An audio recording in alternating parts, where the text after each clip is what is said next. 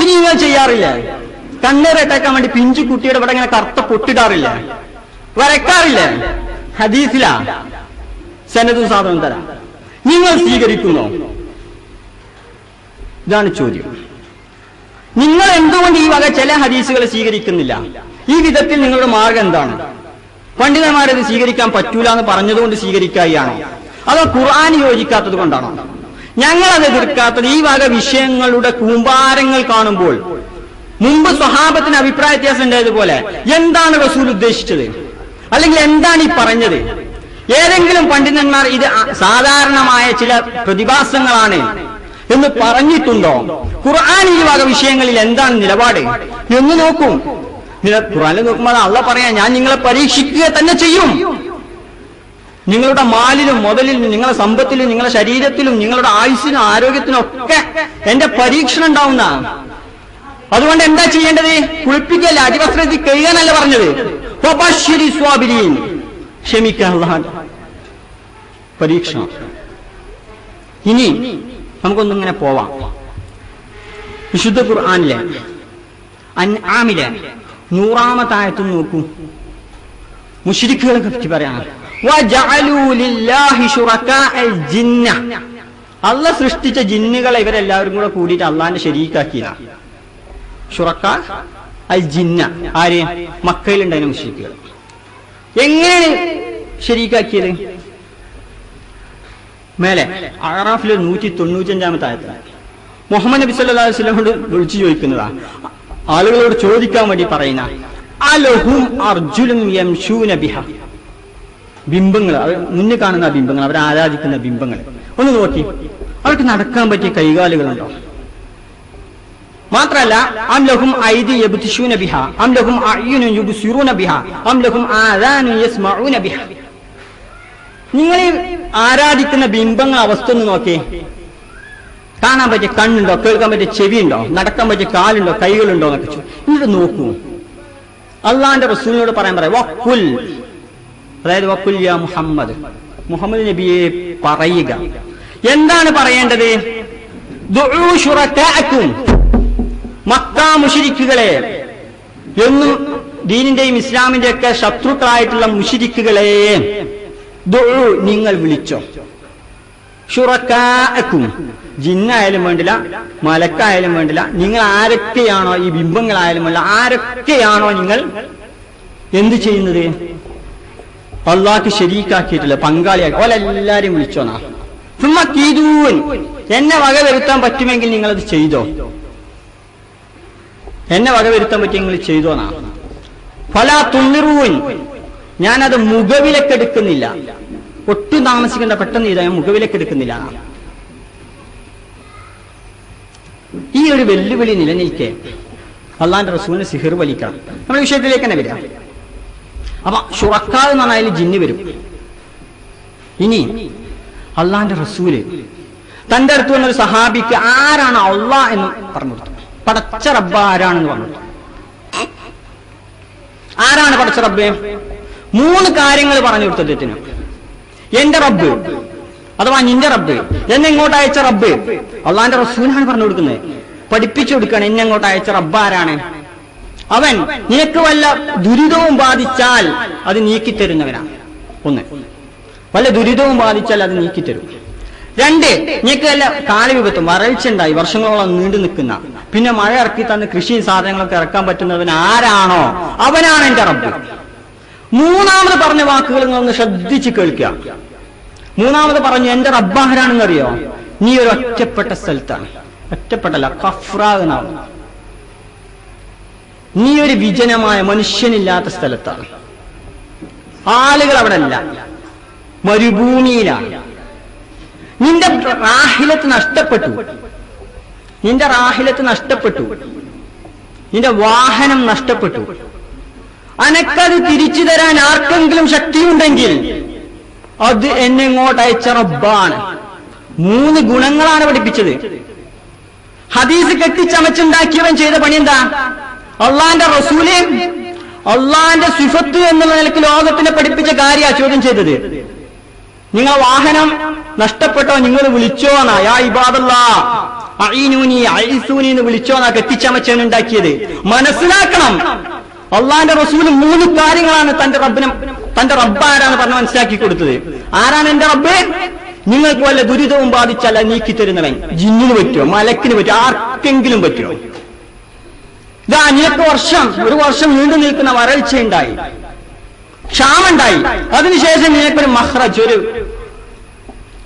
വെള്ളം നൽകി, വഴം നൽകി നിന്റെ സസ്യം മുളക്കണം. ആർക്കാ സാധിക്കുക? എന്റെ റബ്ബിന്. ഈ അറബിക്ക് മനസ്സിലാകുന്ന കാര്യങ്ങളാണ് അവരോട് പറയേണ്ടത്. അതുകൊണ്ടാണ് വിജനമായൊരു സ്ഥലം, ഒരു ഫലാത്ത്, ഒരു ഖഫ്റ, അവിടെ നീ ഒറ്റപ്പെട്ടുപോയി. നിന്റെ റാഹിലത്ത് വാഹനം നഷ്ടപ്പെട്ടു.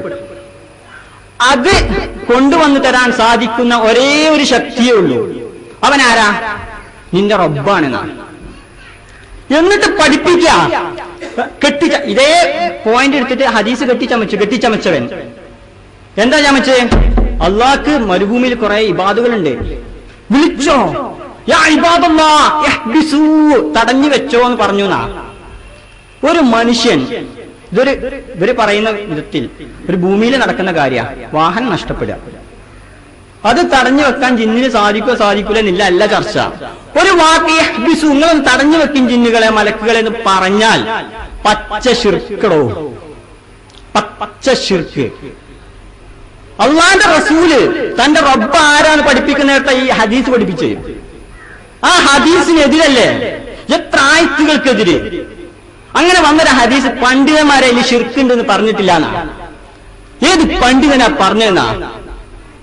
ആ ഹദീസ് കേരളക്കരയിൽ കേട്ടപ്പോ, കേരളക്കരയിലെ ചില പണ്ഡിതന്മാരുടെ തലച്ചോറുന്ന കേട്ടപ്പോ നമ്മൾ ആദ്യമായിട്ട് അതിനെ ഈ വിധത്തിൽ വ്യാഖ്യാനിച്ചത്, ഇത് ഇന്ന ഹദീസിനെതിരാണ് വ്യാഖ്യാനിച്ചതും പറയുന്നതും കിതാബുകളിൽ കാണുന്നു. അപ്പൊ ആ പണ്ഡിതന്മാരുടെ പേരൊന്നും ഇവർ കണ്ടിട്ടില്ല. ഇനി അള്ളാന്റെ റസൂലിന് സിഹിർ വലിച്ചു. നമുക്കൊന്ന് പോവാം, ചോദ്യങ്ങളിലൂടെ കാര്യങ്ങൾ വ്യക്തമാവും. അള്ളാന്റെ റസൂലിന് സിഹിർ ഫലിച്ചു ഇവന്മാര് പറയാ. ബുഖാരിയിലും മുസ്ലിമിലും ഹദീസ് ഉണ്ട്. അള്ളാന്റെ റസൂലിന് ഫലിച്ച സിഹിർ, ഈ ലബീദ് യഹൂദൻ ചെയ്ത സിഹിർ അതികഠിനമായിരുന്നു. ബുഖാരിയിലെ റിപ്പോർട്ടാണ്. നിങ്ങൾ സ്വീകരിക്കോ? ചെയ്തതല്ല. അള്ളാന്റെ റസൂല് പറയാ, ഇങ്ങനെ പലതും തോന്നുന്നു, ചെയ്യാത്ത ചെയ്തു തോന്നുന്നു, വിളിയോട് വിളി. ഈ വിഷയം ഇങ്ങനെ പറഞ്ഞപ്പോ സനദിൽ തന്നെ വരുന്ന സുഫിയാൻ പറയാ, എന്താ പറയുന്ന അറിയോ? പടച്ച റബ്ബേ, ഇത് അതികഠിനമായ സിഹിറാണല്ലോ. ഏത് നബിയുടെ ഏറ്റുകാണ് എനിക്കുള്ള അനുഭവങ്ങളും കാര്യങ്ങളും ഇങ്ങനെ പറഞ്ഞപ്പോഴാണ് പറഞ്ഞത്. അതിനെ ദുർവ്യാഖ്യാനിച്ചുകൊണ്ട് അത് അവർ ചെയ്തത് അതികഠിനമായിരുന്നു പറയണ്ട. ഹദീസിൽ വിശ്വസിക്കുമോ? ആ ഭാഗം നിങ്ങൾക്ക് തള്ളാമെങ്കിൽ ഹദീസിനെ ഞങ്ങൾ തൽക്കാലം അവിടെ വെക്കുകയാണ്. നിങ്ങൾ തള്ളുകയാണ്, മനുഷ്യന്മാരോട് പറയുന്നോട്ട് പറയില്ല. സിഹിറിൽ തന്നെ നിങ്ങൾ 1000 ഹദീസ് കൊണ്ടുവന്നാണ് നിങ്ങൾ പച്ച മലയാളത്തിൽ എഴുതുന്ന പുസ്തകത്തിലെ ബുഖാരിയിലെ ഹദീസിലെ ഈ ഭാഗം എല്ലാം മാറ്റി വെക്കും. എന്തിന്? പച്ചയില് മനുഷ്യനോട്. സൂറത്ത് ഫലക്ക് നാസ് ഇത് മക്കായിൽ അവതരിച്ചതാ.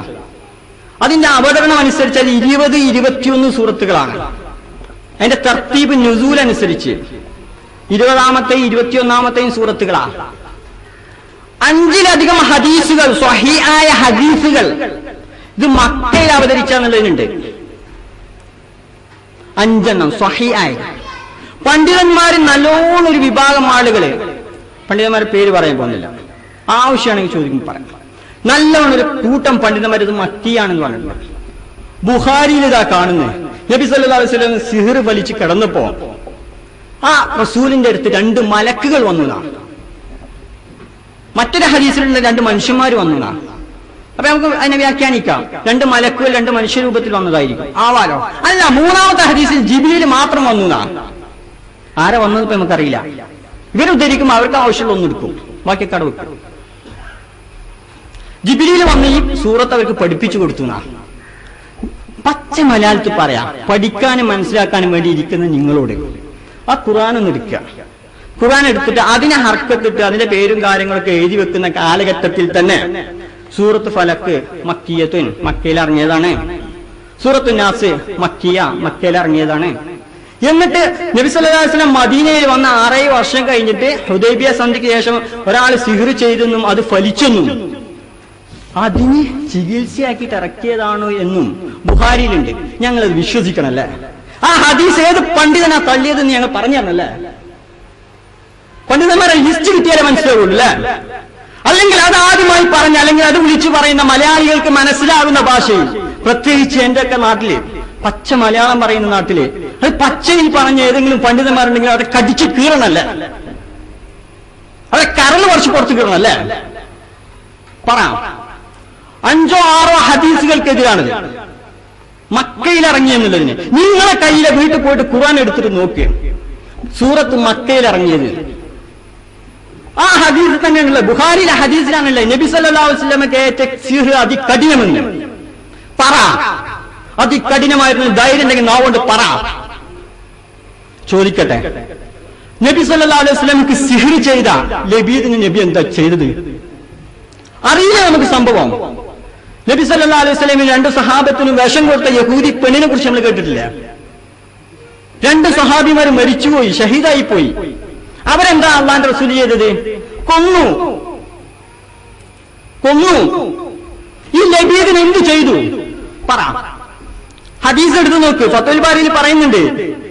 എന്താ പറയുന്നേ? കൊന്നു ലബീദിനെ. മറ്റൊരു ഹദീസ് കൊന്നിട്ടില്ല. മറ്റൊരു ഹദീസ് അദ്ദേഹം പിന്നീട് ഇസ്ലാം സ്വീകരിച്ചു. മറ്റൊരു ഹദീസ് ഫത്വൽ ബാരിയിൽ ഇങ്ങനെ എടുത്തു കൊടുക്കുക ഇബ്നു ഹജർ അൽ അസ്ഖലാനി. മറ്റൊരു ഹദീസിലുള്ളത് ഇസ്ലാമൊക്കെ സ്വീകരിച്ചു, പക്ഷേ റസൂൽ സല്ലല്ലാഹു അലൈഹി വസല്ലം പറഞ്ഞു എന്റെ മുഖത്ത് നോക്കരുതിട്ടോന്നാ. അങ്ങനെ റസൂൽ വേറെ ആളുകളോടൊക്കെ അങ്ങനെ പറഞ്ഞിട്ടുണ്ട്. തന്റെ ഹംസ റളിയല്ലാഹു അൻഹുവിനെ കൊന്ന വഹ്ഷിയോട് നബി സല്ലല്ലാഹു അലൈഹി വസല്ലം അങ്ങനെ പറഞ്ഞിട്ടുണ്ട്. ക്ലാസ് എടുക്കുമ്പോൾ കാണാൻ വയ്യ, അതുകൊണ്ടാണ് ഇസ്ലാം. പിന്നീട് അത് ഇസ്ലാം സ്വീകരിച്ചു വന്നപ്പോൾ പറഞ്ഞു എനിക്ക് മുഖത്ത് നോക്കാൻ വയ്യ, കാണാൻ വയ്യ, ക്ലാസ് എടുക്കുമ്പോൾ പുറത്തിരിക്കുക എന്ന് റസൂൽ പറഞ്ഞിട്ടുണ്ട്. അതേപോലെ പറഞ്ഞു. ഇതിലേതാ നിങ്ങൾ സ്വീകരിക്കുക? ഇത് നിങ്ങൾക്കൊന്ന് തള്ളാമെങ്കിൽ, ഒന്ന് നിങ്ങൾക്ക് മാറ്റിവെക്കാമെങ്കിൽ, അതികഠിനമായ സീറാണ് പലിച്ചത് നിങ്ങൾക്ക് മാറ്റിവെക്കാമെങ്കിൽ, ലബീദിനെ കൊന്നു നിങ്ങൾ വിശ്വസിക്കുന്നില്ലെങ്കിൽ, അല്ല ലബീദ് ഇസ്ലാം സ്വീകരിച്ചു നിങ്ങൾ വിശ്വസിക്കുന്നില്ലെങ്കിൽ, ഈ പറഞ്ഞ കൂട്ടത്തിൽ ഒന്ന് നിങ്ങൾക്ക് തള്ളാമെങ്കിൽ തൽക്കാലം ഞങ്ങൾ ഖുർആനിലേക്ക് മടങ്ങാം. ഞങ്ങൾ മുത്തു റസൂൽ ആരാണ്? ഞങ്ങൾ വിശ്വസിക്കുന്നു ഞങ്ങൾ റസൂൽ വെല്ലുവിളിച്ചവനാ. നിങ്ങൾ വിളിച്ചു തേടുന്ന എല്ലാ ജിന്നിനെയും മലക്കിനെയും വിളിച്ചോ? അള്ളാന്റെ റസൂലാ പറഞ്ഞത്. എന്നിട്ടോ ഈ നിൽക്കുന്ന മുഹമ്മദിനെതിരെ നിങ്ങൾക്ക് എന്ത് ചെയ്യാൻ പറ്റും? ചെയ്തോ? എനിക്കതൊരു വിഷയമല്ല, ഞാൻ പുല്ല് വേദനിപ്പിക്കുന്നില്ല എന്നാ. എന്നിട്ട് പറയാ ലബീദ് വിളിച്ചു, പൂജ നടത്തി, ശൈത്താൻ വന്നു. ആ ശൈത്താൻ ഉപയോഗിച്ചുകൊണ്ട് മദീനയിലുണ്ടായിരുന്ന യഹൂദന്മാർ നബി സല്ലല്ലാഹു അലൈഹി വസല്ലമയെ വട്ടം കറക്കി. എത്ര ദിവസമോ? എത്ര ദിവസം? എത്ര മാസം? പറ. അഹമ്മദ് ധരിക്കുന്ന ഹദീസിൽ അതാ 6 മാസം എന്ന്. ഹദീസ് സ്വീകരിക്കേണ്ടത് ഞാൻ ഏതാ സ്വീകരിക്കേണ്ടത്? 6 മാസമെന്നോ? അല്ല മറ്റൊന്നില്ലതാ 40 ദിവസം എന്ന്. അപ്പതാ മറ്റൊരു പണ്ഡിതൻ പറയുന്നു നബിക്ക് ടോട്ടൽ 6 മാസം ഉണ്ടായി. ഇത് ഇന്നതാണ്, സിഹ്ർ ചെയ്തതാണ്, ലബീദ് ചെയ്തതാണെന്ന് പറഞ്ഞ് വഹ്യ് കിട്ടിയത് 40 ദിവസം. അഥവാ വഹ്യ് കിട്ടി ഈ കാര്യങ്ങളൊക്കെ അറിഞ്ഞ് ചികിത്സിച്ചിട്ട് 40 ദിവസം. ഞാനത് വിശ്വസിക്കണോ? ഞാനത് വിശ്വസിച്ചെങ്കിൽ ഹദീസ് നിഷേധിയോ? ഞാൻ ഖുർആനിലേക്ക് മടങ്ങുകയാണ്. ഖുർആനിലേക്ക് മടങ്ങുമ്പോൾ നിങ്ങൾ ആയത്തുകളുടെ കൊട്ട നിങ്ങൾക്ക് കാണാം.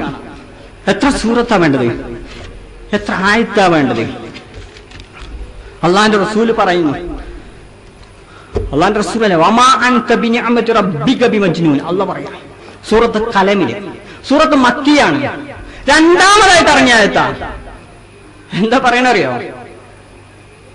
അള്ളാന്റെ വല്ലാത്തൊരു കാരുണ്യമാണ്, അള്ളാന്റെ വല്ലാത്തൊരു റഹ്മത്താണ് മുഹമ്മദേ, നിനക്കൊരു ഭ്രാന്തും പിടിക്കാത്തതാണ്, നിനക്ക് ജിന്നുബാധ ഏൽക്കാത്ത അള്ളാന്റെ റഹ്മത്താണ്, നിഅമത്താണ്. ഇതിന് വിശദീകരണം കൊടുത്ത പണ്ഡിതന്മാർ പറഞ്ഞു, ഒന്ന് ജസ്റ്റ് എടുത്ത് വായിച്ചു. എന്നോട് വായിക്കാൻ പറഞ്ഞല്ലോ, ഒന്ന് വായിക്കാം.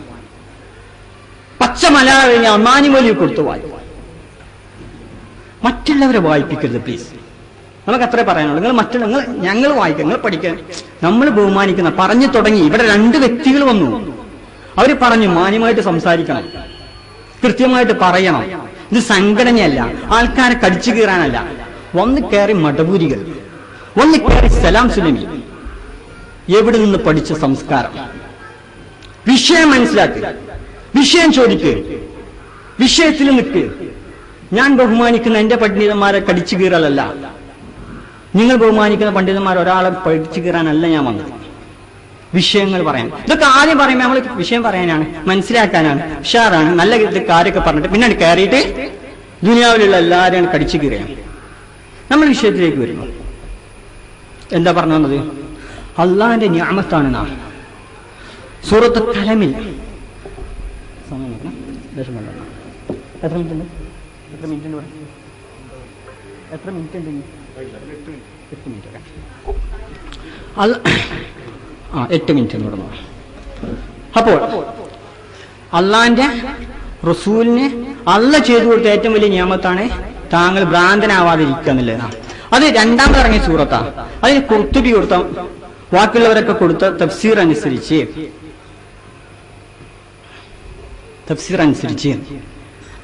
നബിക്കൊരിക്കലും സിഹർ വലിക്കാത്തത്, അഥവാ ജിന്ന് കൂടി ഭ്രാന്ത് ഉണ്ടാവാത്തത്, ജിന്ന് ബാധ ഏൽക്കാത്തത് അള്ളാന്റെ കാരുണ്യം കൊണ്ടാണെന്നാ. ഇത് പറയാൻ കാരണം എന്താണെന്ന് പറയുന്നുണ്ട്. അക്രമികളായ ആളുകൾ മക്കയിലുള്ളവർ പറഞ്ഞു നടന്നു, നീ മജ്നൂനാണ്. ഇതാ സ്വന്തം ഖുർത്തുബി എടുത്ത് വായിച്ചു നോക്ക്, സൂറത്തിന്റെ വിശദീകരണം എടുത്തിട്ട്. അതിൽ പറയാം നബിയെ കുറിച്ച് മജ്നൂനാണെന്ന് പറഞ്ഞു, നബിക്ക് മാരണേറ്റിട്ടുണ്ട് എന്ന് പറഞ്ഞു. നബി സല്ലല്ലാഹു അലൈഹി വസല്ലമക്ക് അദ്ദേഹം സാഹിറാണ്, മാരണക്കാരനാണ്. ഇതൊക്കെ പറഞ്ഞപ്പോ അള്ളാന്റെ റസൂല് അതിനൊന്നും പെട്ടുപോവണ്ട, എന്റെ റഹ്മത്താണ്, എന്റെ റഹ്മത്ത് കൊണ്ട്, എന്റെ ഞാമത്ത് കൊണ്ട് ഒരിക്കലും നിനക്ക് ജിന്ന് ബാധിച്ചിട്ടില്ല എന്നാ, ശൈത്താൻ ബാധ ഏറ്റിട്ടില്ല എന്നാ, ഭ്രാന്തനായിട്ടില്ല എന്നാ ആയത്ത്. പോരാ, വെല്ലുവിളിക്കുകയാണ്. നിങ്ങൾ എല്ലാരും കൂടി നിങ്ങളെ ജിന്നിനെ ശൈത്താനെ ഒക്കെ കൂട്ടി എനിക്കതിന് എന്തോ ചെയ്യാൻ പറ്റുമോ? ചെയ്യും. എന്നിട്ട് ചെയ്തു ഫലിച്ചു. വിവരം വേണ്ടെന്ന് ഞാൻ ചോദിക്കൂല, നമ്മുടെ സംസ്കാരമല്ല. ഞങ്ങളുടെ നിലപാടനുസരിച്ച് നിങ്ങൾ ചോദ്യം ചെയ്തോ, എന്ത് കാരണത്താൽ നിങ്ങൾ ഈ ഹദീസിനെ എങ്ങനെ കാണുന്നു ചോദിച്ചോ, അത് ഓക്കെ. അതിന് സലഫുകളുടെ മാർഗം എന്താണ്? ഒരു വിഷയത്തിൽ അഭിപ്രായം അങ്ങോട്ട് പോകണം, അത് പറയും. നീ ആലോചിച്ചു നോക്കേ, കുഞ്ഞിത് പതിന് ലളിതമായ ലാംഗ്വേജിൽ നമുക്ക് പറഞ്ഞു തന്നു. ഇതാ ഒരാള് അലക്കിക്കൊണ്ടിരിക്കുകയാണ്,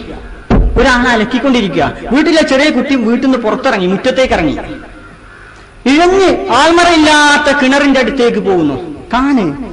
നിങ്ങളുടെയൊക്കെ കയ്യിലിരിക്കുന്ന ഏതൊരു പിഞ്ചു കുട്ടി ആൾമറയില്ലാത്ത കിണറിന്റെ അടുത്തേക്ക് പോവുക. ആ കുട്ടിയുടെ തൊട്ടു മുകളിലുള്ള ജ്യേഷ്ഠൻ എന്ത് ചെയ്യുന്നുണ്ട്? അവിടെ ഇരുന്ന് പണിയെടുക്കുന്നുണ്ട്, അലക്കി എന്തോ ജോലി ചെയ്യുന്നു. ഇത് കാണാൻ ഉമ്മ ദൂരെന്ന്, കുട്ടി കിണറിന് നേരെ ഇങ്ങനെ പോകുന്നു. അപ്പൊ ഉമ്മ വിളിച്ചു, മുജീബേ, ജ്യേഷ്ഠന്റെ പേരാണ്, മുജീബേ എന്ന് വിളിച്ചു. എന്തിനാ? മുജീബ് കാണണം, പിടിക്കണം. ഇത് കേട്ട ആ വിളിയും സൗണ്ടും കേട്ട വീട്ടിലിരിക്കുന്ന ഉമ്മമാക്ക് മനസ്സിലായി എന്തോ അപകടം സംഭവിച്ചു. റബ്ബേ, പടച്ച റബ്ബേ എന്ന് അവരും വിളിച്ചു. ഇനി ഞാൻ ചോദിക്കട്ടെ, കുഞ്ഞീദ് മദനി പറഞ്ഞ ആ വിഷയത്തിൽ ചെറിയൊരു ലാഫ, ഒരു കൂട്ടല്, ആ കൂട്ടത്തില് സലാം സുല്ലമിനെ കടിച്ചു കീറുന്ന, മടപൂരികൾ അധിക്ഷേപിക്കുന്ന ഒരു പുതിയ വിശ്വാസി, ഒരു പുതുവിശ്വാസിയുണ്ട്. ജിന്നൂരി ഞാൻ പറയില്ല, അഥവാ ജിന്നുകൾക്കും ഈ വക കാര്യങ്ങളൊക്കെ സഹായിക്കാൻ കഴിവുള്ള ഒരുത്തുണ്ടെന്ന് വിശ്വസിക്കുന്ന ഒരാൾ അവിടെ ഉണ്ട്. അപ്പൊ അവിടെയുള്ള ജിന്നുകളെ, മലക്കുകളെ, കുട്ടിനെ കാത്തോളിട്ടോന്നും പറഞ്ഞു. ഇതിലേതാണ് പ്രാർത്ഥന? ഏതാണ് അനുവദനീയം? ഏതാണ് ശിർക്ക്? ഏതാ വസീല? ഏതാണ് ഹറാമ്? ഒരു ഫലാത്തിൽ, ഒരു മരുഭൂമിയില് ആളില്ലാത്തടത്ത് വാഹനം നഷ്ടപ്പെട്ടാല് അത് തിരിച്ചു തരാൻ പോലും ഒരു അപകടത്തെ അങ്ങനെ അള്ളാന്റെ റസൂൽ ഉപയോഗിച്ച ശൈലിയാണത്. അല്ലാതെ അപകടഘട്ടം ഉണ്ടാക്കിയതല്ല, സീൻ ഉണ്ടാക്കിയതല്ല, ആളുകൾക്ക് മനസ്സിലാകാൻ വേണ്ടി ഉപയോഗിച്ചതാ. അതെല്ലാം പറയുമ്പോ ഇവിടെ ജിന്നെ കാത്തോ എന്റെ കുട്ടീന്ന് അവിടുത്തെ പുതിയൊരു ജിന്നെ പറഞ്ഞു, അല്ലെങ്കിൽ ജിന്നിൽ വിശ്വസിക്കുന്ന ഈ വിഭാഗത്തിൽപ്പെട്ട ഒരാൾ പറഞ്ഞു. ശിർക്കാണോ? അല്ലേ? ഇനി അള്ളാന്റെ റസൂൽ ഇങ്ങനെ ഓരോന്ന് പറഞ്ഞു പോകും. ഓരോന്നും വിഷയങ്ങളോ ഹദീസിന്റെ അടിസ്ഥാനത്തിൽ, ആയത്തിന്റെ അടിസ്ഥാനത്തിൽ ഇവിടെ അങ്ങനെ ചർച്ച ചെയ്തിട്ട് പോവാം. ഇതാ പറയുന്നു, ഇബ്നു ഹജർ അൽ അസ്ഖലാനി പറയണേ, ലബീദിനെ കൊന്നോ ഇല്ലേ? കൊന്നില്ല. അതുപോലെ തന്നെ എത്ര കാലാണ് നബിക്ക്? 6 മാസമാണ്, 4 മാസം. ഇങ്ങനെയുള്ള വൈരുദ്ധ്യങ്ങളൊക്കെ ഇങ്ങനെ എടുത്തു വെച്ചപ്പോ എപ്പോഴാണ് ഈ മലക്ക് വന്ന്? രാത്രിയോ പകലോ? ഇതൊക്കെ ചർച്ച ചെയ്യുന്നിടത്ത് ഫതഹുൽ ബാരിയിൽ ഇബ്നു ഹജർ അൽ അസ്ഖലാനി പറയാം, ഇങ്ങനത്തെ ഒരു ഹദീസ് ബുഖാരിയില് വളരെ അപൂർവമാണ്. ഇങ്ങനത്തെ ഒരു ഹദീസ് ബുഖാരിയിൽ വളരെ അപൂർവമാണ്. എങ്ങനത്തെ ലഫ്ളുകളൊക്കെ വൈരുദ്ധ്യം, സനദോ പറഞ്ഞ ആളെ നോക്കുമ്പോ ഒക്കെ ഓക്കെ. ആരാ പറഞ്ഞത്? ഹിഷാമാണ് പറഞ്ഞത്. വാപ്പ പറഞ്ഞു, ആയിഷ പറഞ്ഞു എന്ന് കേട്ടിട്ട് സനദോ ഓക്കെ. മത്തിൽ വരുമ്പോഴോ വൈരുദ്ധ്യങ്ങൾ. ഇങ്ങനത്തെ ഒരു ഹദീസ് വേറെ അല്ലാന്നാ. ഇനി ഈ ഹിഷാമിനെ കുറിച്ചോ ഫത്തുൽ ബാരി തന്നെ കൊടുത്തു. തദ്ലീസ്, വാപ്പ പറഞ്ഞ് കേട്ടു കേട്ടാത്ത അങ്ങോട്ടും ഇങ്ങോട്ടൊക്കെ കൂട്ടിച്ചേർത്ത് പറയുന്ന ആളാണ്. ഇമാം ഷാഫി, ഇമാം മാലിക്കിൽ ഹദീസ് എടുത്തില്ല എന്ന് മാത്രമല്ല, അദ്ദേഹം പറഞ്ഞു ഈ വ്യക്തിയുടെ ഹദീസ് സ്വീകരിക്കണ്ട. ഫത്തുൽ ബാരിയിൽ വായിക്കാൻ പറ്റും. അങ്ങനത്തെ ഒരു മനുഷ്യൻ പറഞ്ഞത് ഇത്രമാത്രം വൈരുദ്ധ്യമുള്ളത്, അപൂർവങ്ങളിൽ അപൂർവം എന്ന് പറഞ്ഞൊരു ഹദീസ് വെച്ചിട്ട് ഞങ്ങളെ റസൂലിന് സിഹിർ ഫലിച്ചില്ല എന്ന് പറഞ്ഞ വലിയ അപരാധമായി പോയി ഞങ്ങൾ ഹദീസ് നിഷേധികള്. ഇതിൽ നിന്ന് 10 ഹദീസ് ഓതുമ്പോ ഇതാ ബുഖാരിയിൽ മാത്രം 7 ഹദീസ്, അതിൽ നിന്ന് പലതും നിങ്ങൾക്ക് എടുക്കാൻ പറ്റുന്നു പറ്റാത്തതുകൊണ്ട് നിങ്ങൾ എന്തുകൊണ്ട് മാറ്റിവെക്കുന്നു, എന്തുകൊണ്ട് മാറ്റിവെക്കുന്നു എന്നുള്ളതിനാണ് നിങ്ങൾ മറുപടി പറയേണ്ടത്. ഇനി അസുഖം ഉണ്ടാക്കണോ ഷെയ്ത്താന്റെ അടുത്ത് പോയാൽ എന്തൊക്കെ നമുക്ക് പറയാം, ഇൻഷാ അല്ലാഹ് ചർച്ച ചെയ്യാം. മനുഷ്യനെ കൊല്ലുകയാണ്. ജിന്ന് അങ്ങനെ പാമ്പിന്റെ രൂപത്തിൽ വന്നിട്ട് പെണ്ണുങ്ങളെ കടപ്പറയിൽ കയറിയിട്ട് ഒരു യുവാവിനാണ് കൊല്ലുകയാണ്. പടച്ചുറപ്പെ വേറെ ഒരാളെടുത്ത് വന്നിട്ട് കാരൊക്കെ കട്ടുകൊണ്ടുപോവുക. ഇനി അതൊക്കെ സഹിക്കാം. ആയത്തിൽ കുറിച്ച് അള്ളാന്റെ റസൂലിന്റെ ആകെയിലുള്ള പണി എന്താണ്? ഖുർആൻ ഇറക്കി മനുഷ്യന്മാർക്ക് ഇറക്കി കൊടുത്ത ഖുർആൻ മനുഷ്യന്മാർക്ക് വിശദീകരിച്ചു കൊടുക്കല, അതിന്റെ നാനാവശവും പറഞ്ഞു കൊടുക്കല. ആയത്തിൽ കുറിച്ചിന്റെ ഭാഗം ആരെ പഠിപ്പിച്ചു കൊടുക്കുന്നത്? ഇതാ അതിന് വരുന്നു ശൈത്താൻ. ഹദീസുകളിൽ കിടന്നിട്ട് നമ്മളിങ്ങനെ ആനന്റെ രൂപത്തിൽ വന്നതാണ്. ആന ഒരു ഷഖ്സാണ്, ഒരു വ്യക്തിയാണ്. ഖുർത്തുബിയിൽ, ഞങ്ങൾ സ്വന്തം ഖുർത്തുബിയിൽ എന്ത് പറയുന്നു? അലി റളിയല്ലാഹു പറയുന്നത് നബി സല്ലല്ലാഹു അലൈഹി വസല്ലം ഒരു ദിവസം ഒരു വ്യക്തിനെ ഇങ്ങനെ ചീത്ത പറയാ മീൻസ് ശപിച്ചുകൊണ്ടിരിക്കുകയാണ്. ഞാൻ ചെന്നു, ഇതാരാന്ന് ചോദിച്ചു. കണ്ടാൽ ആകപ്പാട് ഒരു ആനന്റെ രൂപം. ഇത് പറഞ്ഞു, ഇതാണ് ശൈത്താനുർ റജീം. പറഞ്ഞ ശൈത്താനാണ് ഇവനാ. അലി റളിയല്ലാഹു ആകെ ദേഷ്യം പിടിച്ചു. ഇവനാ ശൈത്താൻ? അള്ളാന്റെ റസൂലിനെ ബുദ്ധിമുട്ടിച്ചുകൊണ്ടിരിക്കുക. എന്നാ ഈ സമൂഹത്തിനെ തന്നെ രക്ഷപ്പെടുത്താൽ എന്നെ കൊല്ലുന്ന ശൈത്താൻ പറഞ്ഞു, അലി നിന്റെ അടുത്ത് നീ അത് പ്രതീക്ഷിച്ചിട്ടില്ല, നിന്റെ അടുത്ത് നീ അത് പ്രതീക്ഷിച്ചില്ല. കുർത്തു കേട്ടോ? ഓക്കെ. അപ്പൊ അലി റളിയല്ലാഹു അൻഹു ചോദിച്ചു, പിന്നെ എന്താണ് നീ പ്രതീക്ഷിച്ചത്? നിന്റെ അടുത്ത് പിന്നെ നീ എന്താ പ്രതീക്ഷിച്ചത്? അപ്പൊ പറയാം, ദുനിയാവിൽ ആരെങ്കിലും ചൂടാവുന്നുണ്ടെങ്കിൽ, ഞാൻ ഇപ്പൊ ഇവിടെ ദേഷ്യപ്പെട്ടു നിങ്ങൾക്ക് തോന്നിയോ? ഫൈസൽ ദേഷ്യപ്പെട്ടു തോന്നിയോ? വികാരപ്രകടനം നടത്തിയോ? അറിയില്ല. ഏതായാലും ഒരാൾ ദേഷ്യപ്പെടുന്നുണ്ടെങ്കിൽ, ചൂടാവുന്നുണ്ടെങ്കിൽ ഒരു കാര്യം മനസ്സിലാക്കിക്കോ, അവന്റെ ഉപ്പയും ഉമ്മയും ഇവന്റെ ജനനത്തിന് കാരണമായ രൂപത്തില് സംഭോഗം നടക്കുന്ന സമയത്ത് അവിടെ ഞാൻ ഇടപെട്ടിട്ടുണ്ട്. വിശ്വസിക്കുവോ? ദുനിയാവിൽ ചൂടാകുന്ന ദേഷ്യപ്പെടുന്നവരെ കണ്ടാലേ അത് വഹാപ്പി ഇമ്മീ കടപ്പറയിൽ കിടന്നപ്പോ പിശാചയിൽ പങ്കാളിയായതാണ്. തള്ളുവോ? ഇതാ ഹദീസുകളെ കൊട്ടയാണ് വരുന്നത് ഈ വിഷയത്തിൽ. ഇതിലേത് തള്ളാം, ഏതെടുക്കാം? നിങ്ങൾ എടുക്കുന്നതിനൊന്നും എന്ത് ചെയ്യുന്നില്ല. നിങ്ങൾ എടുക്കുന്ന കാര്യങ്ങൾ ഞങ്ങൾ ചോദിച്ചു സ്വീകരിച്ചോ? ഞങ്ങൾ സ്വീകരിക്കാത്തത് എന്തുകൊണ്ട് ഞങ്ങൾ പറയാം. ഞങ്ങൾ സ്വീകരിക്കാത്തത് ഒരു വിഷയത്തില് കുറേ കാണും.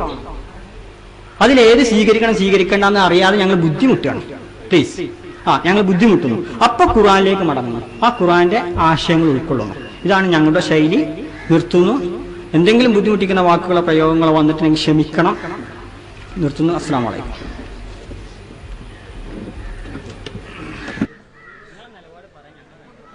മജീദ് അതിന് പറഞ്ഞത് ഒരായത്ത്, ഒമാ അന്ത ബിനിഅമത്തി റബ്ബിക ബിമജ്നൂൻ.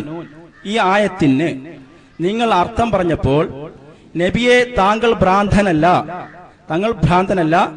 താങ്കൾ ജിന്ന് ബാധിച്ച് ഭ്രാന്തനായിട്ടില്ല എന്ന് പറയുകയും അത് സിഹിർ ബാധിക്കില്ല എന്നതിന് തെളിവാക്കുകയും ചെയ്തു.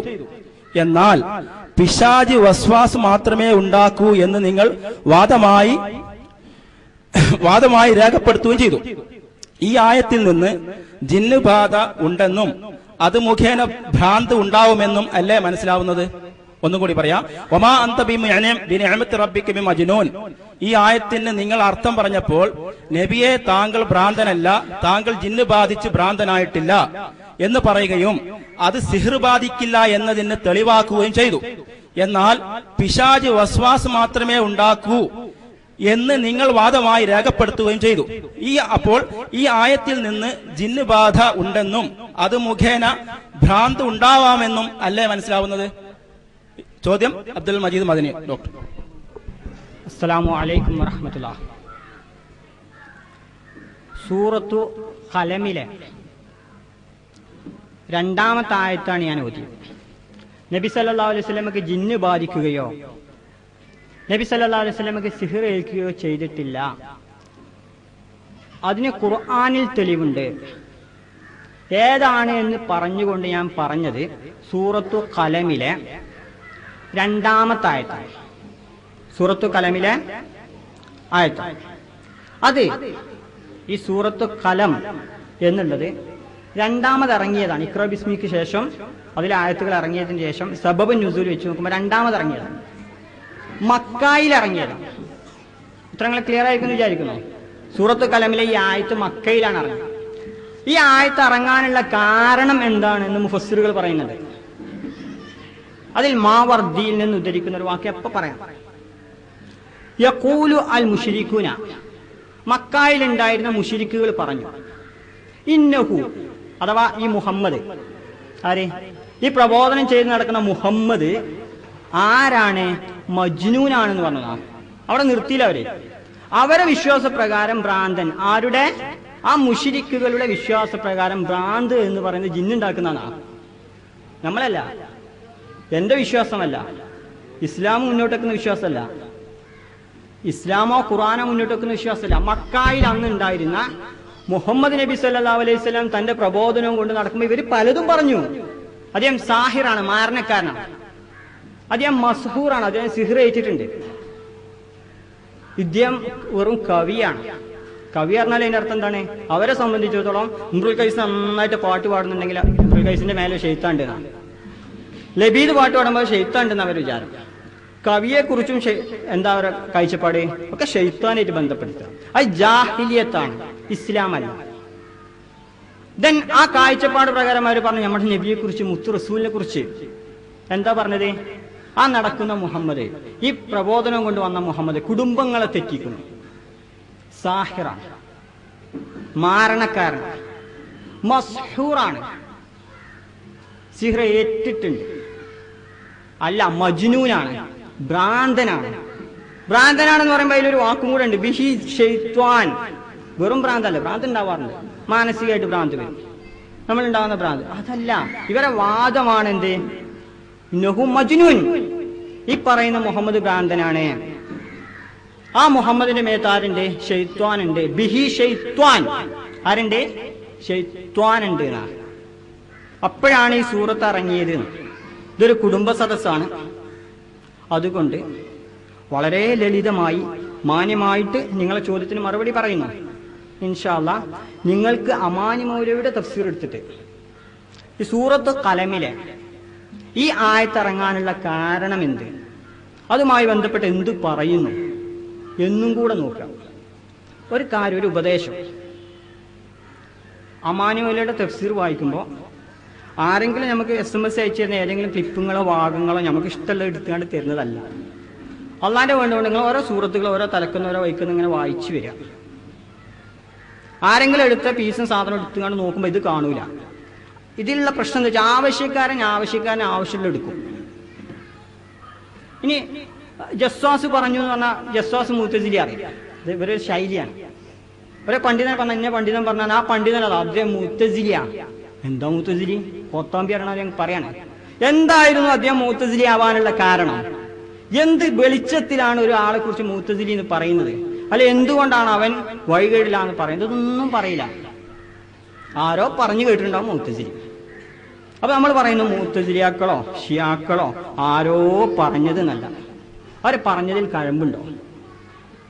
ഈ മജ്നൂൻ മുഹമ്മദ് നബി സല്ലല്ലാഹു അലൈഹി വസല്ലമ മജ്നൂനാണ്, ഭ്രാന്തനാണ്, ശൈത്വാൻ അദ്ദേഹത്തിന്റെ മേലുണ്ട് എന്ന് മുശ്രിക്കുകൾ പറഞ്ഞു. ഇത് യഖൂൽ ഒന്ന് കേട്ടാൽ മനസ്സിലാവുക. യഖൂലു പറയുന്നു, കാല യഖൂലാണ് പറയുന്നു, പറഞ്ഞു നടക്കുന്നു. ആര്? അൽ മുശ്രിക്കൂൻ, മക്കായിൽ ഉണ്ടായിരുന്ന മുശ്രിക്ക്.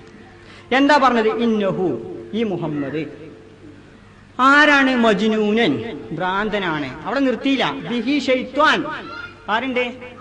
ശൈത്വാൻ മേലെ കൂടിക്കണെന്നാ. അപ്പൊ പറഞ്ഞു ബിനിഅമത്തി റബ്ബിക മാ അൻത ബിമജ്നൂൻ, ഭ്രാന്തനല്ല, അള്ളാന്റെ റഹ്മത്താണ് നിങ്ങളങ്ങനെ സംരക്ഷിച്ചു കൊണ്ട് നടക്കുന്ന. അവിടെ നിർത്തിയില്ല. അതിനെ തുടർന്ന ആയത്തുകളുണ്ട്. ഇതുമായി ബന്ധപ്പെട്ട വിഷയത്തിൽ ഇനിയും ആയത്തുകളുണ്ട്. ഹിജ്റിലുണ്ട്. വഖാലൂ, സൂറത്ത് ഹിജ്ർ. അമാനുവലിന്റെ തഫ്സീർ മലയാളത്തിൽ എടുത്തൊന്ന് വായിച്ചു നോക്കി. തഫ്സീർ ഹിജ്റിൽ 6-ാമത്തെ ആയത്ത്, 54-ാമതായിട്ട് ഇറങ്ങിയ സൂറത്താണ്. 5-4 എന്താ പറയുന്നത്? യാ അയ്യുഹല്ലദീൻ വഖാലൂ യാ അയ്യുഹല്ലദീൻ ഉസ്സില അലൈഹി ദിക്റു ഇന്നക ലമജ്നൂൻ. അവർ പറഞ്ഞതാ ഈ ഖുർആനെ അദ്ദിക്ർ ഇതും കൊണ്ട് നടക്കുന്നതും വാദിച്ച് നടക്കുന്ന മുഹമ്മദേ, ഇന്നക ചൂണ്ടി പറഞ്ഞു. മുഹമ്മദ് ആരാണ്? ഭ്രാന്തനാണെന്ന് അവർ പറഞ്ഞതാണ്. അവർ ഭ്രാന്തൻ എന്ന് പറയുമ്പോൾ അതിന്റെ അർത്ഥം എന്താണ്? അവരെ വിശ്വാസപ്രകാരം ജിന്ന് കയറിയിരിക്കണമെന്നാണ്. അത് ജാഹിലിയത്തിലുണ്ടായിരുന്ന ആളുകൾ നിഷേധിച്ചു. അല്ലാഹ് അതിനെ നിഷേധിച്ചു. ശൈത്താനും കയറിയിട്ടില്ല, ജിന്നും കയറിയിട്ടില്ല, ഒന്നുമില്ല. മുഹമ്മദ് ആരാണ്? മുഹമ്മദ് പ്രവാചകനാണ്, എന്റെ പ്രവാചകനാണ്. മാത്രമല്ല അവിടെ നിർത്തിയില്ല. നീ നോക്കൂ, സൂറത്ത് മാഇദ 67-ാമത്തെ ആയത്ത്. ആ സൂറത്ത് മാഇദ എന്ന് പറയുന്നത് പലതും എന്താണ്? മദീനയിലാണ്. ഈ ഒരു ആയത്ത് മക്കിയ. അതാണ് എന്റെ രസം. അവിടുന്ന് പറയാണ് യാ അയ്യുഹൽ റസൂൽ ബല്ലിഗ്, നിങ്ങൾ പ്രബോധനം നടത്തിക്കോ. ഈ പറയുന്ന കാര്യങ്ങൾ വഹി കിട്ടുന്ന കാര്യങ്ങൾ ജനങ്ങൾക്ക് പഠിപ്പിച്ചു കൊടുത്ത് നടന്നോന്നാ. മുഹമ്മദ് നബിയാണ് ഖുർആൻ പഠിപ്പിച്ചു കൊടുത്തത്. അത് ദിക്ർ എന്നാണ് ഖുർആൻ പഠിപ്പിച്ചു കൊടുത്ത ആരാണ്? മുഹമ്മദ് നബിയാണ്. ഹദീസിൽ നോക്കുമ്പോൾ ആയത്തുൽ കുർസിന്റെ പല ഭാഗങ്ങളും ജനങ്ങൾ പഠിപ്പിച്ചു കൊടുത്ത ആരാണ്? ശൈത്താൻ വന്നിട്ടാണ്. അപ്പൊ ഹദീസിൽ പോയി ആ നിലക്ക് അങ്ങനെ പോയാൽ പോവും. ഇവിടെ പറയുന്നു ടൈമോ അൻസിലെ എന്താണ്? മാ ഉൻസിലയിലേക്ക് മിർ റബ്ബിക് എന്നാണ്. അപ്പോ ഈ പറഞ്ഞ സാധനം ഏത്? റസൂലിനോട് ഇതും കൊണ്ട് മുന്നോട്ട് പോയിക്കോ. അല്ലാഹു യഅസിമുക്, അള്ളാന്റെ ഇസ്മത്ത് എനിക്കുണ്ട്, എല്ലാത്തിൽ നിന്നും സംരക്ഷിക്കുന്ന. അള്ളാന്റെ റസൂലിന്റെ തൊബരിയിലൊക്കെ കാണാം. അള്ളാന്റെ റസൂൽ ഇങ്ങനെ പള്ളിയിൽ ഇരിക്കുമ്പോൾ സഹാബത്ത് ഇങ്ങനെ വളരെ വിജിലൻസ് ആയിട്ട് വളരെ ജാഗ്രതയോട് കൂടിയിട്ട് അവിടെ ഉണ്ടാവും. അള്ളാന്റെ റസൂലല്ല ആരെങ്കിലും എന്തെങ്കിലും ചെയ്യുമെന്ന്. അപ്പൊ അള്ളാഹ് പറയണേ അല്ലാഹു യഅസിമുക്. എന്ത് ചെയ്തു? സഹാബത്ത് നിങ്ങൾ പോയിക്കോ, സഹാബത്തിനെ പോകാനും പറഞ്ഞു റസൂലിനാണ്. എന്നിട്ട് മാത്രമല്ല ബദറിൽ ഉഹുദിലൊക്കെ ഭൗതികമായ ഏറും കയ്യും കിട്ടി, അല്ലെങ്കിൽ ഇവിടുന്ന് യുദ്ധങ്ങൾ നടന്നപ്പോൾ കിട്ടിയില്ല. നമ്മൾ കണ്ടുകൊള്ളുന്ന ഇതല്ല ഈ ഇസ്മത്ത്. അള്ളാഹിന്റെ റസൂലിനെ ശൈത്താൻ ബാധിക്കുന്നതിന് ഇസ്മത്തിന്റെ മഅ്സൂമാണേ. ഇനി അപ്പൊ മക്കാ മുശ്രിക്കുകളുടെ വാദമാണിത്, എന്റെ വാദം. നബിക്ക് ജിന്ന് കയറിയിരുന്നു, അതുകൊണ്ട് എന്ത് ഉണ്ടായിരുന്നു? ഭ്രാന്ത് ഉണ്ടായിരുന്നു. അപ്പോഴാണ് ഈ ആയത്തിറങ്ങിയെന്ന് പറഞ്ഞതില്ല. ഞാൻ പറയുന്ന എന്റെ വാദം ക്ലിയർ.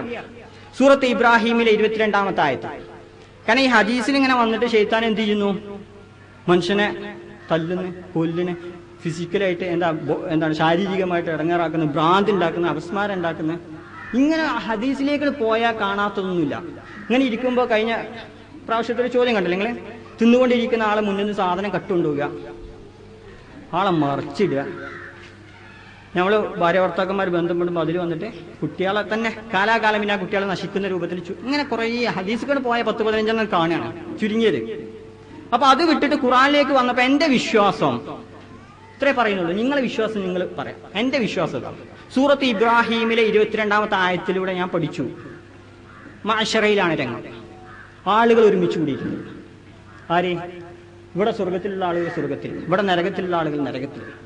ഈ നരകത്തിലുള്ള ആളുകൾ നോക്കിക്കൊണ്ട് ശൈത്താൻ പറയാ വലമ്മാ ഖുലിയൽ അംറു, ആയത്ത് തുടങ്ങുന്ന വിശദീകരണം എടുത്ത് നോക്കിയാൽ മതി, സമയമില്ല. പരലോകത്ത് ആളുകൾ നരകവാസികൾ നരകത്തിലിരിക്കുന്നു. അവിടെ നോക്കിയിട്ട് ശൈത്താൻ പറയണേ, എന്താ പറയണ അറിയാവോ? മാ കാന ലി അലൈക്കും മിൻ സുൽത്താൻ ഇല്ലാ അൻ ദഅഉതുകും. ഇതാ ഇങ്ങളെ കാര്യത്തിൽ ഈ വഴികേടായ എല്ലാ പൂജയും എന്തൊക്കെ ചെയ്യാൻ പറ്റും അതൊക്കെ ചെയ്ത് അവസാനം ഹിസാബും കഴിഞ്ഞ് നരകത്തിൽ കിടക്കുന്ന ആൾക്കാരോടാ പറയുന്നത്. മാ കാന ലി അലൈക്കും മിൻ സുൽത്താൻ, എനിക്ക് നിങ്ങളെ കാര്യത്തിൽ ഒരു ശക്തി ഉണ്ടായിരുന്നില്ല. നിങ്ങളെ കാര്യത്തിൽ എനിക്കൊരു ശക്തി ഉണ്ടായിരുന്നില്ല. ഇല്ലാ അൻ ദഅഉതുകും, ഞാൻ നിങ്ങളെ ദുർബോധനം നടത്തി. ഫസ്തജബ്തും, നിങ്ങൾ എന്റെ പിന്നാലെ പോകും. ഖുർആനിൽ അത്രേ ഉള്ളൂ. ഖുർആനിൽ വ്യക്തമായിട്ട് പറയുന്നു ശൈത്വാന് ഒരു കഴിവുമില്ല. മാ കാന ലി സുൽത്താൻ ഇല്ല അൻ ദഅൗതുക്കും. ഞാൻ നിങ്ങളെ ക്ഷണിച്ചു, ദുർബോധനം നടത്തി, നിങ്ങൾ എന്റെ പിന്നാലെ പോന്നു, അതുകൊണ്ട് നിങ്ങൾ അവിടെ കിടന്നോ, എനിക്ക് നിങ്ങളെ രക്ഷപ്പെടുത്താൻ കഴിയില്ല. അള്ളാഹ് പറഞ്ഞു കേട്ട ആളുകൾ സ്വർഗത്തിലുണ്ട്. ഇതാണ് എൻ്റെ വിശ്വാസം, ഇതിലുള്ള നിലപാട് ഇതാണ്. അതുകൊണ്ട് ഇനി അവരുടെ വിശ്വാസമോ കാര്യങ്ങളോ അവരോട് ചോദിക്കാൻ അവർ ചോദിക്കുക, അവരുടെ വിഷയം. ഓക്കെ, അസ്സലാമു അലൈക്കും. ചോദ്യം, നബി സല്ലല്ലാഹു അലൈഹി വസല്ലമക്ക് സിഹിർ ബാധിച്ചതുമായിട്ട് ബന്ധപ്പെട്ട് തന്നെയാണ്.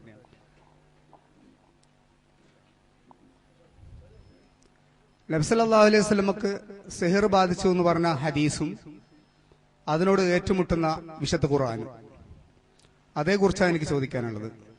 അതായത് മാരണമാകുന്ന സിഹിർ നബി സല്ലല്ലാഹു അലൈഹി വസല്ലമക്ക് ചെയ്തത് ലബീദ് ബിൻ ആസം എന്ന ജൂതൻ കിലോമീറ്റർ ദൂരെയുള്ള കിണറിലാണ്, കിലോമീറ്റർ ദൂരെയുള്ള പ്രവാചകനാണ് സംഭവിച്ചത്.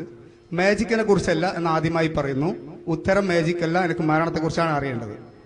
ഞങ്ങൾ കൺമുമ്പിൽ വെച്ച ഒരാൾ മാജിക് ചെയ്യുമ്പോൾ കാരണമാകുന്ന കാഴ്ച അത് സ്വാഭാവികമായിട്ടും മൂസാ നബി അലൈഹി ഇസ്ലാമിന് സംഭവിച്ച കാര്യങ്ങൾ പറയുന്നുണ്ട്, ഞാനത് വിശ്വസിക്കുന്നു. എന്നാൽ എന്റെ വിശദീകരണം, ചോദ്യത്തോട് വിശദീകരണമുണ്ട്, ഒന്ന് ഇതാക്കരുത്, അറിയാൻ വേണ്ടിയാണ്. അതായത് നമുക്കറിയാം, ഒരു ചെറിയ കുഞ്ഞിന്, എന്റെ ബുദ്ധിപരമായ ചോദ്യം തന്നെയാണ് ഇതിൽ അടങ്ങുന്നത്, അത് ഹദീസിന്റെയും ഖുർആന്റെ വെളിച്ചത്തിൽ നിങ്ങൾ വ്യക്തമാക്കിയാൽ മതി. ചെറിയൊരു കുഞ്ഞിന്റെ കയ്യിൽ ഒരു പാത്രത്തിൽ ഭക്ഷണം ഇട്ടുകൊടുത്ത് വിഷം വിറ്റിച്ചാൽ കുട്ടീനോട് പറയാന് ഈ ഭക്ഷണത്തിൽ വിഷമുണ്ട് മോനെ, കഴിച്ചാൽ എന്താകും? കുട്ടി പറയും ഛർദിക്കും, വയറുന്നു നോക്കും, വയറ്റുന്നു പോകും, അതല്ലെങ്കിൽ മരിച്ചു പോകും. അങ്ങനെ സംഭവിക്കും. ഇതേ സാധനം ഒരു കിണറ്റിൽ കൊണ്ടുപോയി, കുറെ ദൂരെയുള്ള ഒരു കിണറ്റിൽ കൊണ്ടുപോയി ഇട്ടാൽ നിനക്കെന്ത് സംഭവിക്കും ചോദ്യം പറയും, പൊട്ട സംഭവിക്കൂല എന്ന് പറയും. കാരണം കാര്യകാരണ ബന്ധങ്ങൾക്കപ്പുറത്താണ്. അപ്പോൾ സ്വാഭാവികമായിട്ടും മറ്റൊരു ചോദ്യം അതിലൂടെ വരുന്നു. ഈ ലബീദ് ബിൻ ആസം ചെയ്ത ഈ സിഹിർ കിണറ്റിലിട്ടപ്പോൾ അങ്ങനെ സംഭവിക്കണമെങ്കിൽ ലബീദ് ബിൻ ആസമിന് എന്തെങ്കിലും ഒരു ദിവ്യത്വം, അതല്ലെങ്കിൽ ഒരു മൊയ്ജസത്ത്, അതല്ലെങ്കിൽ ഒരു കറാമത്ത് സ്വാഭാവികമായിട്ടും ഉണ്ടാവണം. അങ്ങനെ ഒന്നില്ല എന്ന് ഞാൻ വിശ്വസിക്കുന്നു. അതല്ലെങ്കിൽ ഈ സാധനത്തിന് എന്തെങ്കിലും പ്രത്യേക അത്ഭുത കഴിവ് നബി സല്ലല്ലാഹു അലൈഹി വസല്ലമയിലേക്ക് വന്ന് തലച്ചോറ് നശിപ്പിക്കാനുള്ള ആ 3 വസ്തുക്കൾക്ക് പ്രത്യേക കഴിവ് ഉണ്ട് എന്ന് ഞങ്ങൾ വിശ്വസിക്കണം. ഇതിനെക്കുറിച്ചൊരു വിശദീകരണം തന്നാൽ കൊള്ളാം. അസ്സലാമു അലൈക്കും. ബിസ്മില്ലാഹ് അൽഹംദുലില്ലാഹ് അല്ലാഹുമ്മ സ്വല്ലി അലാ മുഹമ്മദ്. വളരെ പ്രസക്തമായ ചോദ്യമാണ് ഉന്നയിക്കപ്പെട്ടിരിക്കുന്നത്. തീർച്ചയായും സിഹിർ എന്ന വിഷയത്തിൽ അതിന് എല്ലാ ക്ലാരിഫിക്കേഷനും കിട്ടാൻ ഈ ഒരു ചോദ്യത്തിന്റെ ശരിയായ വശം മനസ്സിലാക്കിയാൽ തന്നെ മതി എന്നാണ് സൂചിപ്പിക്കാനുള്ളത്. ഏകദേശം രാവിലെ മുതൽ 12 മണി മുതൽ ആരംഭിച്ച ചർച്ചയിൽ കാര്യങ്ങൾ മനസ്സിലാക്കണമെന്ന് താല്പര്യമുള്ള ആളുകൾക്ക് മനസ്സിലായി തുടങ്ങുന്നുണ്ട് എന്ന് കൂട്ടത്തിൽ ഞാൻ ഓർമ്മപ്പെടുത്തുകയാണ്. തീർത്തും നിസ്വാർത്ഥമായി ദീന് പഠിക്കാൻ വേണ്ടി മാത്രം സംഘടിപ്പിച്ച ഒരു വേദി. വിശുദ്ധ ഖുർആനും തിരു സുന്നത്തുമാണ് മുസ്ലിമിന്റെ അടിസ്ഥാന പ്രമാണങ്ങൾ എന്ന് ഉറച്ച് വിശ്വസിക്കുന്നവരാണ് ഇവിടെ കൂടിയ മുഴുവൻ ആളുകൾ. എന്റെ ഇപ്പുറത്തിരിക്കുന്ന ഡോക്ടർ മജീദ് മദനി സാഹിബ് ഒഴിച്ച് എന്നാണ് അദ്ദേഹത്തിന്റെ കഴിഞ്ഞ സംസാരത്തിൽ നിന്ന് എനിക്ക് മനസ്സിലായത്. തെറ്റാണെങ്കിൽ അദ്ദേഹത്തിന് ഇത് തിരുത്താം. ഹസ്ബുക്കൽ ഖുർആൻ എന്ന് പറഞ്ഞിട്ട് ഖുർആന് മതി എന്ന് ആയിഷ ബീവി പറഞ്ഞിട്ടുണ്ട് എന്ന് പറഞ്ഞ് അവതരിപ്പിച്ച അവതരണത്തിൽ നിന്ന് അത് ആത്മാർത്ഥമായി വളവും തെളിവുമില്ലാതെ കേൾക്കുന്ന ഏതൊരാൾക്കും തോന്നുന്നത് ഹദീസ് അത്ര ആവശ്യമുള്ള സംഗതി ഒന്നുമല്ല, അതിലാണെങ്കിൽ ഒരുപാട് തകരാറുകളുണ്ട്.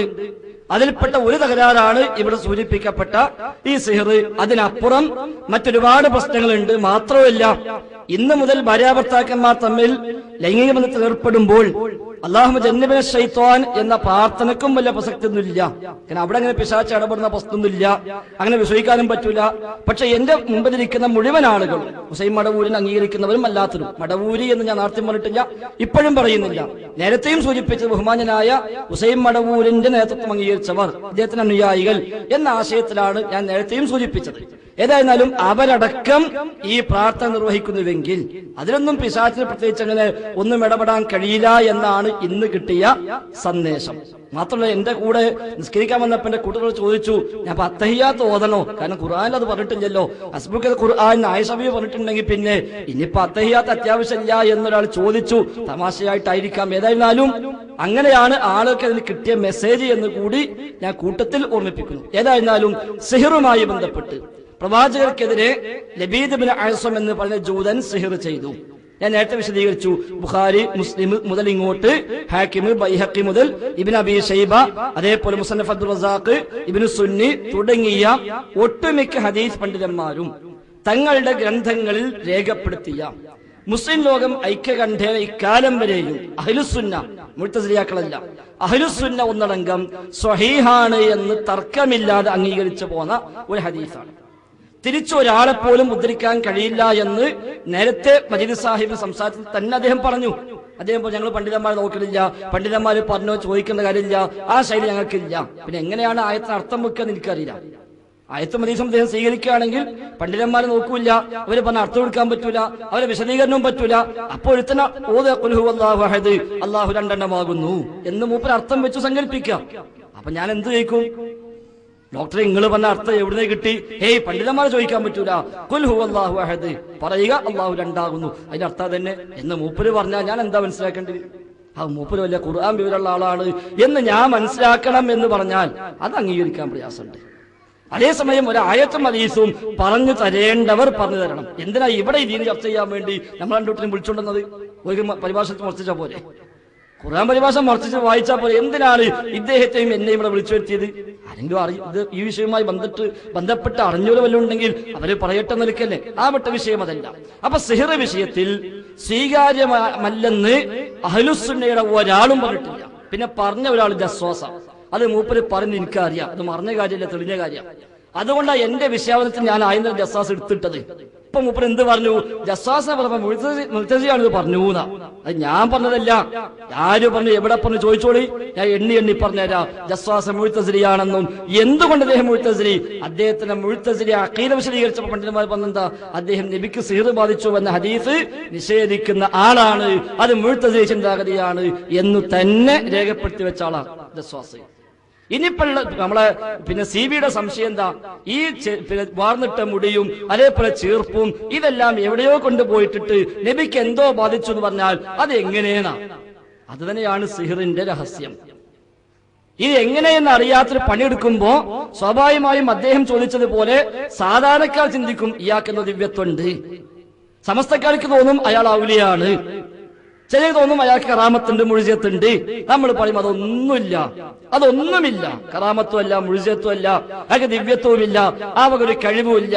പിന്നുണ്ടായല്ലോ, അതിനാണ് നബിതങ്ങൾ കൊടുത്ത വിശദീകരണം. നബിയോട് ചോദിച്ചു ജ്യോത്സ്യന്മാരെ കുറിച്ച്, നബിതങ്ങൾ പറഞ്ഞു ലൈസു ബിശൈഇൻ, അവർ ഒന്നുമല്ല. അപ്പൊ ചോദിച്ചു, അവര് പറഞ്ഞ ചില കാര്യങ്ങൾ ശരിയാകുന്നല്ലോ. അപ്പോഴാ റസൂലുള്ളാഹിയുടെ വിശദീകരണം, അത് ജിന്ന് തട്ടിയെടുത്ത് അവന്റെ കാതിൽ കുറുകി മന്ത്രിച്ചു കൊടുക്കുന്നതാണ്. അപ്പം രഹസ്യം പിടുത്തം കിട്ടി. അതാണ് സിഹിറിലും സംഭവിക്കുന്നത്. സാഹിർ പിശാചിനെ പൂജിച്ച് പിശാചിന് സ്വന്തം ആളായി അവന് ആവശ്യമുള്ള ശിർക്കും ഖുറാഫാത്തും എല്ലാം കൊണ്ടുനടന്ന് ആളുകൾ ശിർക്കിലേക്ക് നയിക്കുന്ന ആളായി തീരുമ്പോൾ ശൈത്താന്റെ ആവശ്യം ഒരാളെയെങ്കിലും ശിർക്കിലേക്ക് അധികം കൊണ്ടുപോകാൻ പറ്റുമോ എന്നതാണ്. ഒരാളെയെങ്കിലും നരകത്തിൽ കൊണ്ടുപോയി ചാടിക്കാൻ കഴിയോ എന്നതാണ് പിശാചിന്റെ ഏറ്റവും പ്രധാനപ്പെട്ട താല്പര്യം തന്നെ.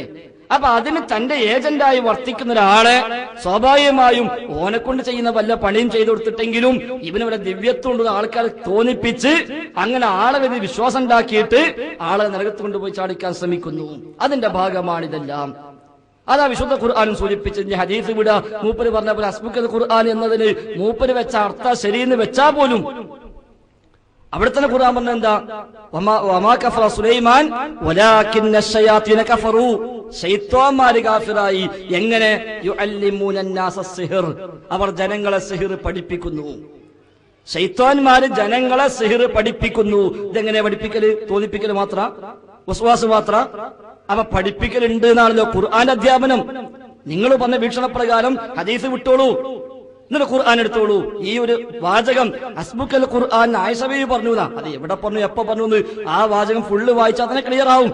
ഏതായാലും ചേകന്നൂര് പോലും തോന്നിയിട്ടില്ല ഇതനുസരിച്ച് ഇനി ഹദീസ് വേണ്ട പറയാം, എനിക്ക് ഏറ്റവും നല്ല തെളിവ് ഇതാണ് എന്ന് ചേകന്നൂര് പോലും പറഞ്ഞിട്ടില്ല. ഇനിയിപ്പോ ചേകന്നൂരിന്ന് വിളിച്ചു എന്ന് പറഞ്ഞിട്ടോ, ഞാൻ അങ്ങനെ വിളിച്ചിട്ടില്ല.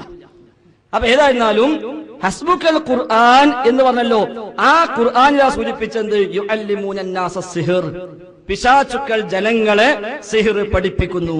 അപ്പൊ ശൈത്താൻ പഠിപ്പിച്ചു കൊടുക്കുന്ന സംഗതിയാണ് സിഹ്ർ. അതിൽ നിന്നാണ് സിഹ്ർ ഉണ്ടാകുന്നത്. ആ സിഹ്ർ പഠിച്ചോനറിയാം ശൈത്താൻ എങ്ങനെ പ്രീതിപ്പെടുത്താൻ. നമുക്കതറിയാം, നമ്മൾ സിഹ്ർ പഠിച്ചിട്ടില്ല, പഠിപ്പിച്ചിട്ടില്ല. കുറച്ച് പഠിച്ചാൽ അത് സലാം സുലമിയാണെന്ന് മൂപ്പരനെ പറഞ്ഞിട്ടുണ്ട്. അത് മുറ്റപ്പെടുത്താൻ വേണ്ടി പറയല്ല, സലാം സുലമി തന്നെ പറഞ്ഞ ഞാൻ പണ്ടത് കുറച്ചൊക്കെ പഠിച്ചിട്ടുണ്ട് എന്നാണ്.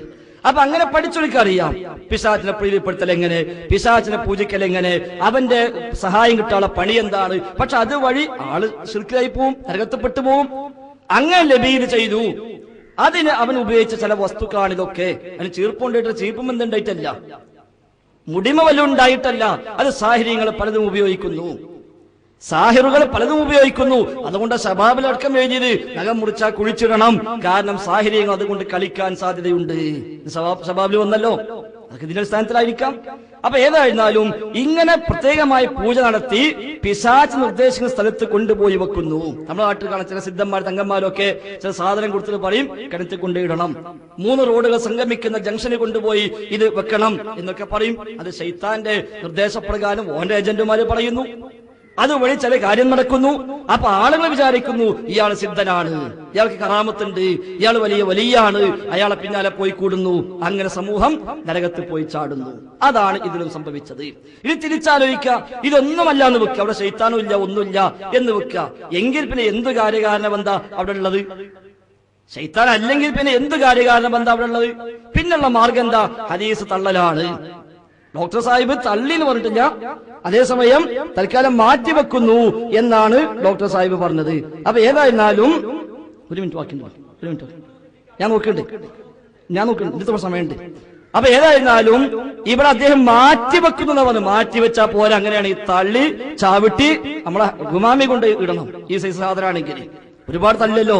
അബൂഹുറൈറയുടെ മുമ്പിൽ വന്നതും അതേപോലെ അലി ഇബ്നു അബീ ത്വാലിബ് ദേഷ്യം പിടിച്ചപ്പോ ചോദിച്ചു, നിന്റെ അടുത്ത് പ്രതീക്ഷിച്ചിട്ടില്ല. അപ്പൊ വർത്താനം പറയുന്നത് കിട്ടി. ആവട്ടെ, വിഷയം അതല്ല.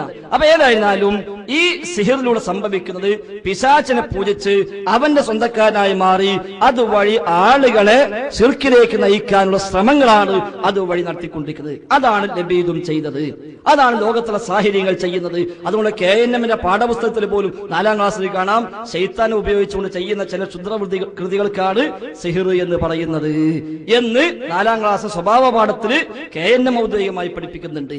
അതിൽ ആർക്കും തർക്കമില്ല, അഹ്ലുസുന്നയിൽപ്പെട്ട ഒരാൾക്കുമില്ല.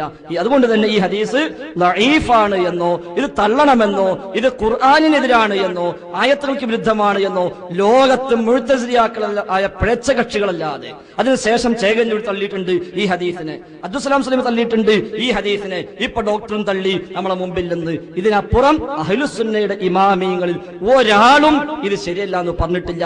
അത് മൂപ്പർക്കും അറിയാം. അതുകൊണ്ട് ആ പണ്ഡിതന്മാരുടെ വാക്കുകൾ നോക്കൂല, അങ്ങോട്ട് നിങ്ങൾ പോകല്ല എന്ന് പറഞ്ഞ് മുൻകൂർ ജാമ്യം എടുത്തത്. അപ്പൊ നിങ്ങൾ സ്വന്തം വക വ്യാഖ്യാനാണെന്ന് അർത്ഥം. അത് തന്നെയാണ് അപകടവും. അസ്സലാമു അലൈക്കും. അസ്സലാമു അലൈക്കും. 2007 ജബ്ബാർ മൗലവി വിജനപ്രദേശത്തെ യാ ഇബാദല്ലായെ വിശദീകരിച്ചുകൊണ്ട് അൽ ഇസ്ലാഹിൽ എഴുതിയതിനാൽ ജബ്ബാർ മൗലവി ഷിർക്കിലേക്ക് പോയെന്ന് നിങ്ങൾ പറഞ്ഞുകൊണ്ടിരിക്കുന്നു. ഇതേ കാര്യം തന്നെ ഉമർ മൗലവി സൽസബീലിലും ചെറിയ മുണ്ടം ഷബാബിലും എഴുതിയത് ഇങ്ങനെയാണ്: ഈ ഹദീസ് ലൈഫാണ്. ഇനി സഹീഹാണെങ്കിൽ തന്നെ അതിൽ ഷിർക്കില്ല. കാരണം വിജനപ്രദേശത്ത് എത്തിപ്പെട്ടാൽ അവിടെ ഉണ്ടാവാൻ സാധ്യതയുള്ള ജിന്നിനെയും മലക്കിനെയും ഉദ്ദേശിച്ചുകൊണ്ട് യാ ഇബാദല്ലാ എന്ന് വിളിച്ച് എനിക്ക് വഴി കാണിച്ചു തരണേ എന്ന് പറഞ്ഞാൽ അതിൽ അബൗദികതയില്ല, പ്രാർത്ഥനയില്ല, ഷിർക്കുമില്ല. അപ്പോൾ ജബ്ബാർ മൗലവിയെ പോലെ ഉമർ മൗലവിയെയും ചെറിയ മുണ്ടത്തെയും നിങ്ങൾ അവരെ രണ്ടുപേരും ഷിർക്കിൽ പോയെന്ന് നിങ്ങൾ പറയുമോ? അസ്സലാമു അലൈക്കും. ഒരു വിഷയത്തില് ഒരാളെ ജിന്നിനോട് സഹായം ചോദിച്ചാൽ അതെന്താണ്? ഷിർക്കാണോ? വസീലത്ത് ഷിർക്കാണോ? ഹറാമാണോ? ഇത് ചോദിച്ചാൽ മറുപടി പറയും. അല്ലാതെ ഇന്ന ആളെന്താ പറഞ്ഞത്, അയാൾ എന്ത് ചെയ്തു, ഇയാൾ എന്ത് ചെയ്തു എന്ന് പറഞ്ഞു പോയിട്ട് അവരെന്താണ് കാണിച്ചത് അവരെ വരികളിലൂടെ വായിച്ച് മനസ്സിലാക്കി ഇന്ന ആള് മുശ്രിക്ക്, ഇന്ന ആള് മുഅ്മിൻ, ഇന്ന ആള് കാഫിർ എന്ന് ഫത്വ കൊടുക്കാൻ നമ്മൾ ആരാ? നമ്മൾ ആര്? അപ്പൊ ഇദ്ദേഹം പറഞ്ഞു, ഞാൻ ഇവിടെ നിന്നിട്ട് പറഞ്ഞു എന്റെ വീക്ഷണം, എന്റെ അക്കീദ, എന്റെ പ്രമാണം ഖുർആനാണ്, ഹദീസാണെന്ന് ഞാൻ പറഞ്ഞു. പക്ഷെ ഇവിടെ വന്നപ്പോ ഡോക്ടർ ഹദീസ് തള്ളീനായി. ഓക്കെ, ഉറപ്പാണ്, മാറ്റിവെച്ചു എന്നല്ല തള്ളി. നിങ്ങൾ എന്തും പറഞ്ഞോ, ഡിസ്റ്റർബ് ചെയ്യരുത്. കാരണം ഈ സഹോദരി ചോദിച്ച് പറഞ്ഞു കൊടുക്കാനുള്ള ഓക്കെ. അപ്പോൾ എന്റെ വിശ്വാസം ഞാൻ പറഞ്ഞു, ഖുർആനിലേക്കൊക്കെ മടങ്ങണം, ഹദീസൊക്കെ ഒഴിവാക്കി ഖുർആനിലേക്ക് മടങ്ങണം എന്നല്ല പറഞ്ഞത്. ഒരു പ്രശ്നം ഉണ്ടായി സ്വഹാബത്തിന്റെ ഇടയിൽ.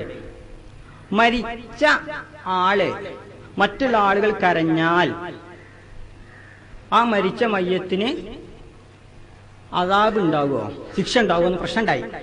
അഭിപ്രായ വ്യത്യാസം ഉണ്ടായി. ഇതേപോലെ അപ്പൊ ഒരാൾ കൂടിയാണ് ഈ പറഞ്ഞ ഇബ്നു അബ്ബാസ് ഇങ്ങനെയാണ്, അല്ലെ ഇബ്നു ഉമർ കാഫിർ, അങ്ങനെയൊന്നും പറഞ്ഞില്ല. അവര് ചെയ്ത